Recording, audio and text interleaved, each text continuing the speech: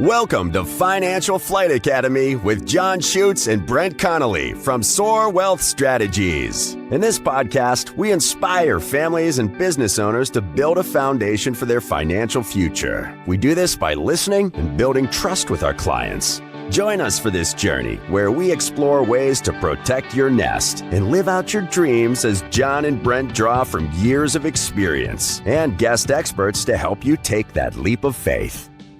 Today's guest has traveled the world learning culinary secrets and perfecting his craft, growing up on a farm in India to cooking in five-star hotels in the Middle East. This is truly a story of inspiration. Let's learn about Chef Ashish's journey to Omaha, Nebraska. Welcome to Financial Flight Academy. I'm Brent Connelly, co-founding partner of Soar Wealth Strategies. And I'm co-host and co-founding partner at Soar Wealth Strategies, John Schuetz. Today's guest, no doubt, is what the American dream is all about. This is a story of where passion meets perseverance. And as always, the goal of Financial Flight Academy is to share stories of individuals that have overcome obstacles, taken risks, and ultimately have become inspirations to the community they serve. So that's the goal here, to inspire you to take a leap of faith. So please welcome Chef Ashish Sathyan. Welcome. Thank you, guys. Thanks for the invite. You're welcome. Well, John, I think we should change the name of this podcast to Financial Food Academy. We can't stop meeting individuals in the food industry that have amazing stories. Apparently, we know what we do with our free time. And what's the name of your restaurant, Ashish? It's called Kinaara Indian Cuisine Regency. Okay. Yes, located over there in Regency off about 108th and between Dodge and Pacific. If you know the Omaha metro area, we have a huge selection of restaurants, okay? We are a melting pot for many different cultures and types of food. What I also find interesting is Ashish's story and when you started, but let's start from the beginning. Tell us a little bit about where you grew up in India. So I grew up in India with my parents and my grandpa and grandma, my sister. Mm-hmm. So that place is called southern state called Kerala. And so we used to had a lot of history, like farming history. So we used to had a lot of rice, banana, tapioca. So it's fun to watch when I was a kid. Mm-hmm. What was the weather like there growing up there? What type of climate? It's hot means really hot and rain means really rain, and the normal fall kind of weather in December. So we have like a 3 seasons, but we don't have a snow. Mm. And what do you think about snow here in Nebraska? I mean, when I came to New York, it was so fun because I used to play outside because I never experienced the snow. So we used to buy vodka, put in the snow day outside and drink. It was so fun. But now I don't like anymore. That tends to happen to people, Ashish. Yeah. Changed that pretty quick there, didn't he? On snow. Like a kid, like a beginning. Now, growing up, family, you told me was very important to you. You said you lived with your grandma and grandpa as well. Yep. Tell us a little bit about your family network and how that dynamic played out. Big family, small family? Yeah, big family. But I grew up with my parents, sister, grandma, grandpa. And at the beginning, we had my uncle and his wife used to live with us. But then we separate. I mean, we built own house and moved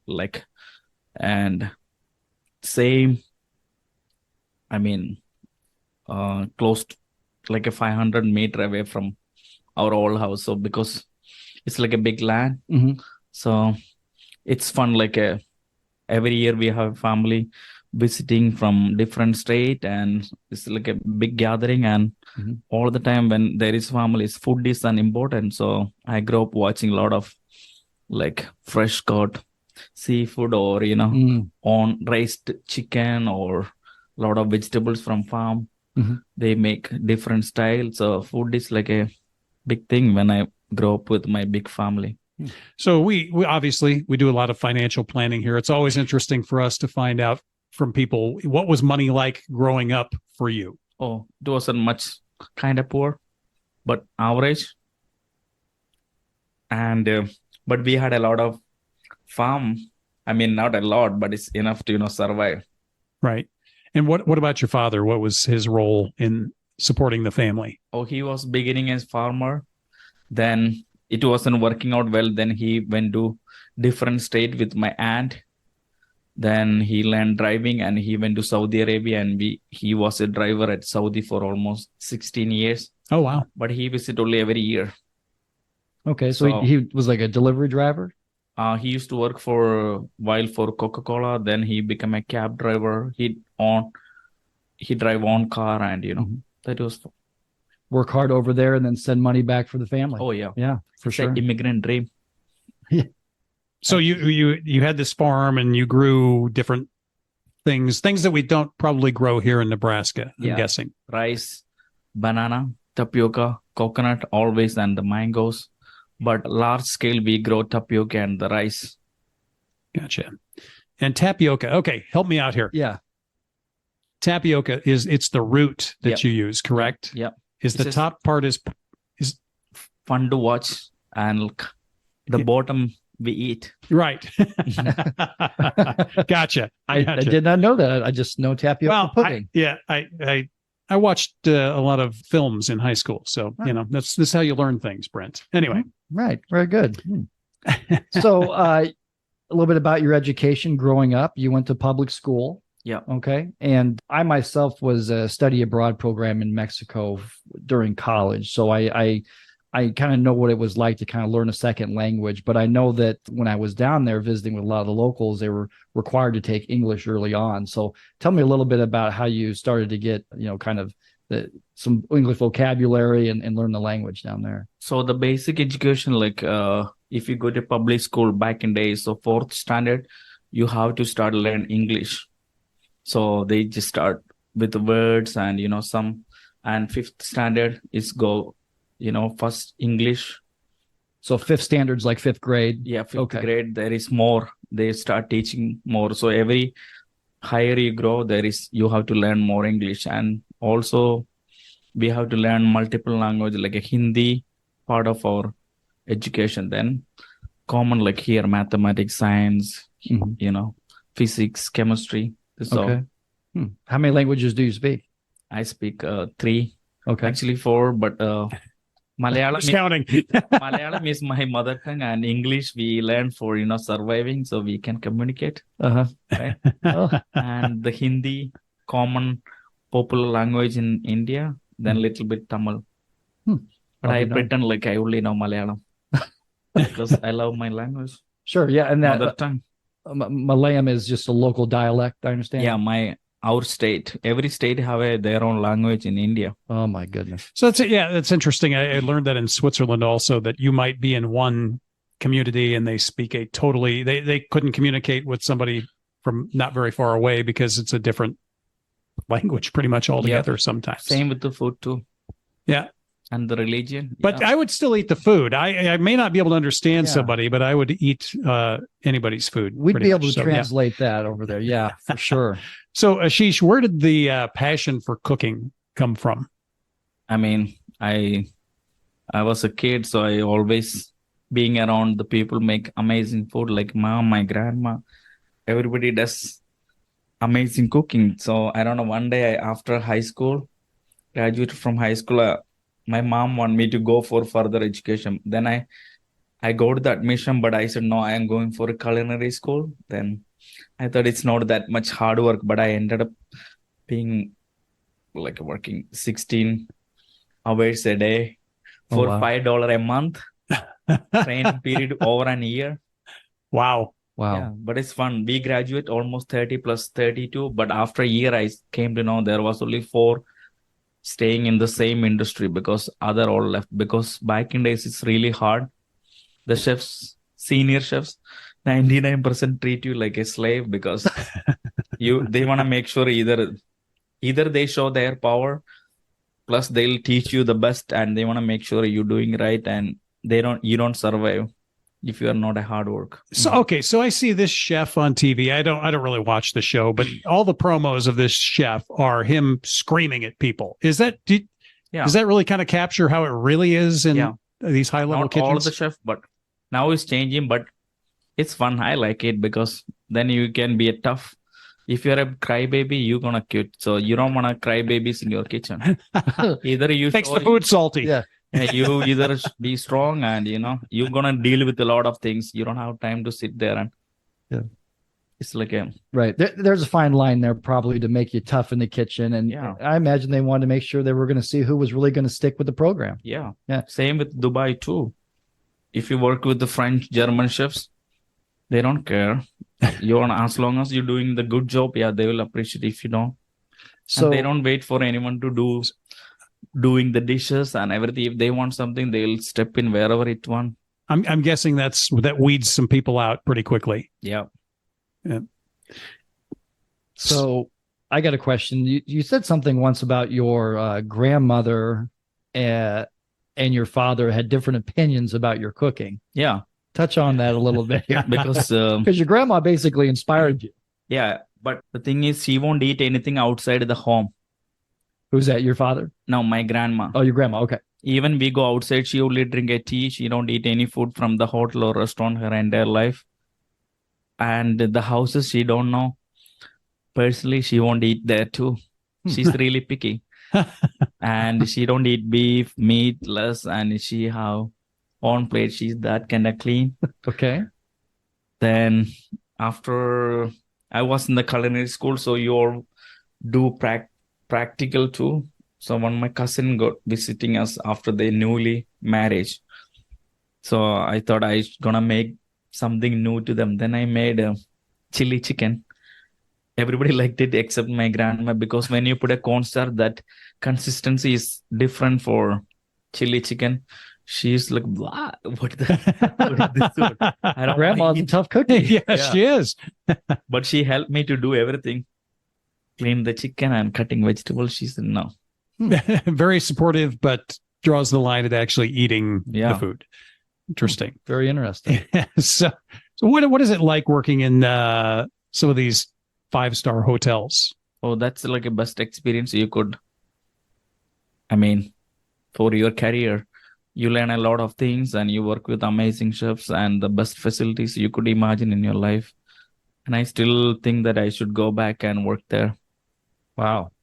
Well, that had to be a little stressful though, because I know that you grew up with a very good supporting family. To leave them and go work in Dubai. Yeah, I was so sad. Yeah. And crying for a month. I want to go back. Because I am so picky that time to, like my grandma, I only like eating Kerala food. I wasn't a big fan of Northern Indian cooking, or I don't want to eat. I only eat our own rice. It's called matta rice. Okay. But when I went to Dubai, there is only basmati rice, which I hated. I don't like it. Then the food doesn't have, the cafeteria food is really tough.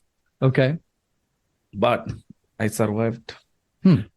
So were there some obstacles for you that you had to overcome going to Dubai? Obviously, different country, different language. I mean, Dubai, even though Arabic country, they speak English really good. So they are also English and Hindi is the majority because a lot of Indians. Oh, okay. Mm-hmm. Yeah. Well, and I think you mentioned once that being English as a second language, it was maybe somewhat challenging and maybe a little bit of self-doubt on your level of English. And tell us a little bit about being forced to speak English as a second language over there. Oh, so the school, you all need to study the book and, the test you passing, you actually won't speak much. But when you don't have to, you only study whatever in the book you study and you score the mark. So I always somehow make it better in English. Not great. Okay. But good compared to other. Yeah, I remember having the same apprehension living in Mexico, because you're trying to learn the language and you really want to respect and not butcher the language. But the people there were very kind to me and they understood what I was saying, even though I may have transposed a few words here or there. Hopefully you experienced the same. Yeah, the thing is English, private school studying, you just gonna copycat whatever from the book. But the grammar is really tough. My grammar wasn't that great, but I don't pay much attention. So it's just for communication. Yeah. Quick story. So when I was in Mexico for 6 months, towards the end of that stay, I remember actually starting to dream in Spanish and really become more and more comfortable.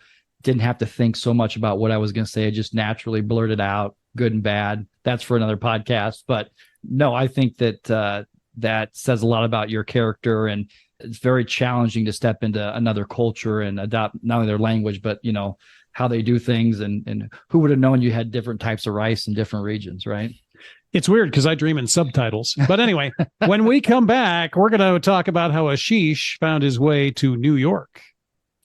Hey, sorry for the interruption. I know you're listening to the podcast Financial Flight Academy, and we are so happy you're here. If you have any questions, please head over to soarwealthstrategies.com or the show notes to find out how to reach us. We would love to hear from you. We're back with Ashish Sathyan, local chef here in Omaha. And Ashish, so you're in Dubai. You bounced around from some hotels in Kuwait and then back to Dubai. And how'd you get to America? So my friend was saying there was a restaurant looking for an Indian chef. So that time I was in Dubai.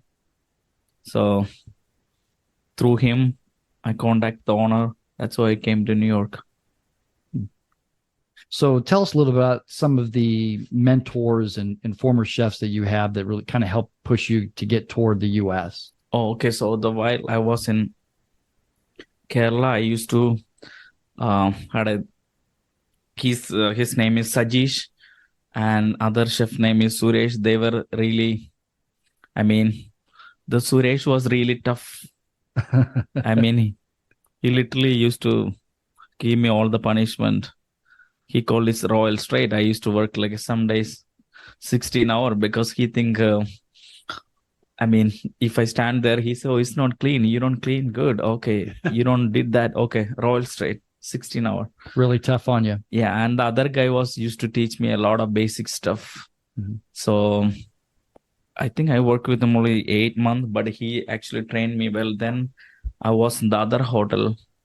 His name is Naiju. He was kind of chef de cuisine there, but he trained me a lot of Western cooking. And then I went to another steakhouse. And there was a chef called Baiju. He teach me same thing with some Italian cooking. So these are the people inspired me back in Kerala. But I was in Dubai. There was a lot of chefs called Chef Alex, Chef Bruno. Mm-hmm. And there's countless other people. So it was like a great experience while I was in Dubai. And Chef Doin. Was it always a dream to come to America? Actually wasn't, but someday my friend came here and he was saying, hey, you should come here. It's better money. Mm-hmm. We used to work in Dubai and we wasn't making much money. Mm-hmm. So he said, come over. And that's why I came. Okay. And so you start in New York, right? Yeah. And what was your role there? So it's Indian cuisine. So I used to started as an appetizer chef because version of American Indian food is a little bit different.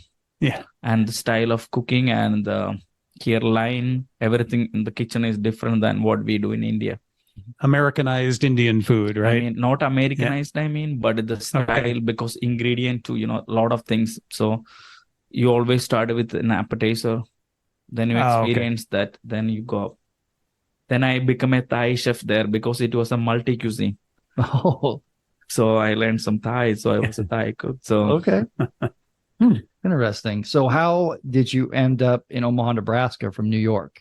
So quite a bit different. The restaurant I came to New York first, they opened another branch in, second location in New Jersey. So I was there, but business wasn't good, but we had multiple chefs already working and it's kind of tough for owner to pay everyone. Then other guys are not leaving. I said, I'm going to leave because it's not worth everyone is doing and owner is struggling. Then I want to go to California. Okay. And one more state and see couple year work and go back home for permanent. But I couldn't find any better option there. So I found in Omaha. So I came here. So you only made it halfway to California. Yeah. What attracted you to Omaha? Why did you stick around here? I was here first 3 months. I thought I'm gonna leave because I came here during winter time, so it's kind of really tough. And Omaha, New Jersey to Omaha is like a big difference. Yes, it's like you are in a village. You couldn't even figure it out what's happening here. And then It's totally different. Then I stayed here. Then I dated a girl. We broke up. Then I thought, okay, I'm gonna leave. Then I found another job, better job. Then I stayed and I worked for him for commitment. Then after a while, we opened Indian Bowl with another guy, 2018 last. Right. Indian Bowl that was located in Blackstone Yeah. area. Right. Then So started your own restaurant. Is that right? I mean, I was kind of working partner. Okay. So all my idea and everything. Then it wasn't going well. Then he want to sell that place. Then 2020 we opened Kinaara. Right. And this is where it gets very interesting. 2020, you opened Right. a restaurant. Yeah. Yeah. I sensed there could have been a problem around that time. Exactly. Is it true that you opened about 2 weeks, 2 or 3 Before weeks COVID shut down. before COVID shut down? Yeah. So What were you feeling? Obviously, I mean, this is your dream of owning your own restaurant, and here comes COVID. so 2019 Indian Bowl. So I met Kim there. Kim's sister used to come there and eat a lot because she used to work at VA, and she connected me and Kim. Kim was my wife. So she was in India that time. So she was more into Indian food and we start dating. Then this place is closing and Kim's dad got sick. So Okay. we already going through a too difficult situation. And I thought, okay, I'm gonna lose the job because it's closing, right? Right. And I don't want to work for anyone. Kim said, then option B, I should move out from Omaha back to New York, where with my friends, so I can find a better opportunity. But Kim's dad passed away, and it's kind of tragedy. So I found this place in Millard. So it was subleasing and not too expensive. And I said, hey, we're gonna open that. Kim kind of half-minded, but somehow we ended up opening, and it's turned out. Right. And we opened 2 weeks before COVID. Then restaurant name, everyone is talking, and a new Indian place opened, the guy from Indian Bowl. And then we had a really busy week. Next week we shut down because COVID. And How did you make it through COVID? we did curbside. Curbside delivery, pickup. Yeah, curbside pickup was great because there was a private parking, and we already had a handheld, that small system. So you can take outside and take the payment from card. That wasn't that much popular during that time, but Kim was in economics. So There you go. ideas worked out. So that's actually helped. Behind every successful guy is a very supportive woman or wife. Yeah, She really she helped actually you. Or is the brains of the operation in some cases. she made helped me to kind of make it successful or happening my American dream. Otherwise, I never own a restaurant. Yeah. Because who's gonna put up this idea? Right. And I remember my wife and I, Amy, had the pleasure of first meeting you at another restaurant here. And I think what really stood out to us is that very rarely would a chef come out from the kitchen and check on you to say, how was the food? What did you think about it? And not only that, but challenge us to try different types of food. I know you've been here 5 times and you get the same thing, but you need to try this. And you were just very conversational. And I think that was the difference. And not only have we become good friends, but I know we were trying to be as supportive as we can during COVID with that curbside pickup. I'm not a big proponent. I don't do a lot on social media, but this is one of those situations where different apps through social media. I know we would take some pictures of your food before we scarfed it down when we got home and posted and say, hey, go check out Chef Ashish. That Omaha food lovers helped. Yeah, for sure. And other thing, I like go out and talk to the customer because you can get honest feedback. 99% people say they like or not, and you can direct what they like, what they went wrong, and you can see the customer why they wasted the food. This will all I learned from while I was in Dubai. And also one of my friend was co-owner with me when we opened that Kinaara, but he no longer partner with us. So that's all helped.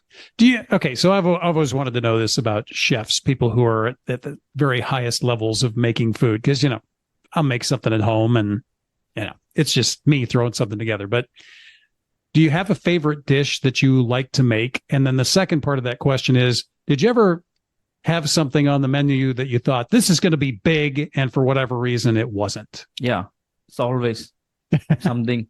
Oh yeah, my favorite, anything with the fish. Okay. Because I love fish. I don't eat all kind of fish, but red snapper, sea bass, this all, similar to mahi. Which we don't catch a lot here in the Missouri River.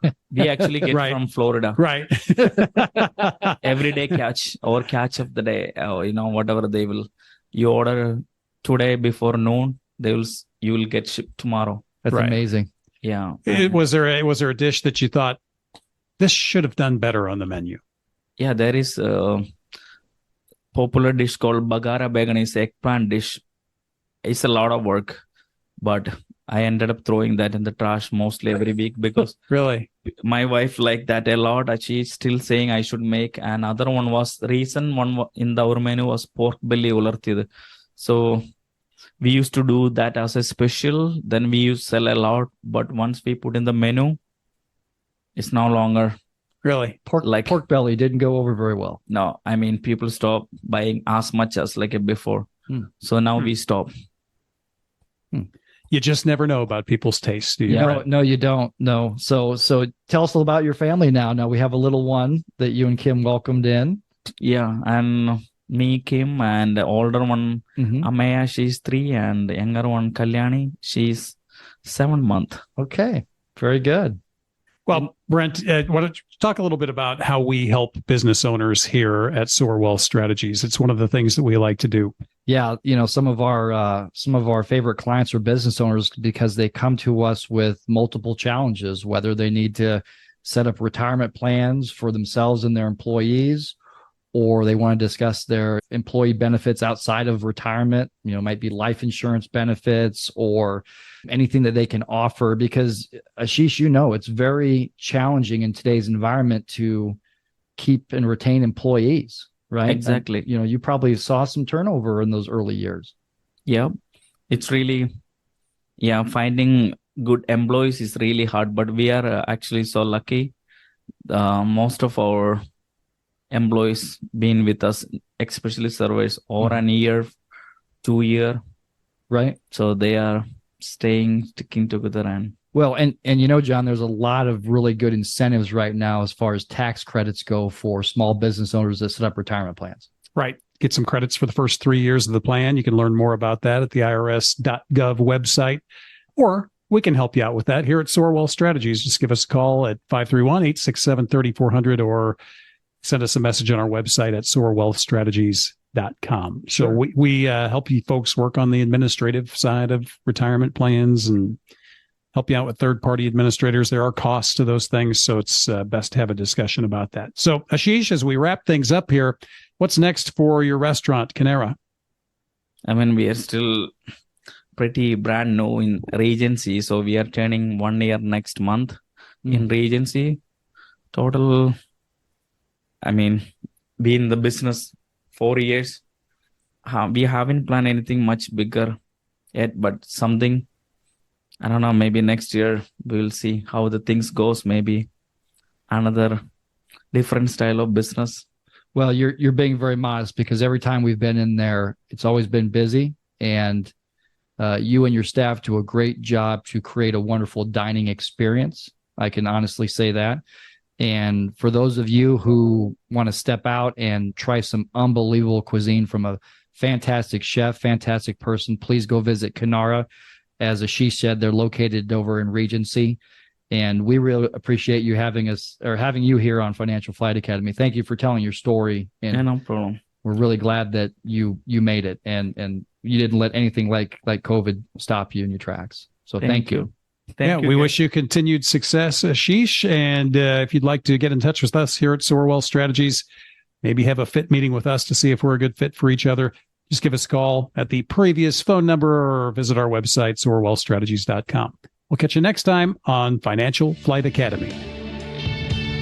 Thank you for listening to the Financial Flight Academy podcast. Click the follow button to be notified when new episodes become available. Visit our website at soarwealthstrategies.com or give us a call at 531-867-3400. And don't forget to click the follow button to be notified when new episodes become available. The information covered and posted represents the views and opinions of the guest and does not necessarily represent the views or opinions of Soar Wealth Strategies. The content has been made available for informational and educational purposes only. The content is not intended to be a substitute for professional investing advice. Always seek the advice of your financial advisor or other qualified financial service providers with any questions you may have regarding your investment planning. Securities and advisory services offered through Commonwealth Financial Network, member FINRA SIPC, a registered investment advisor.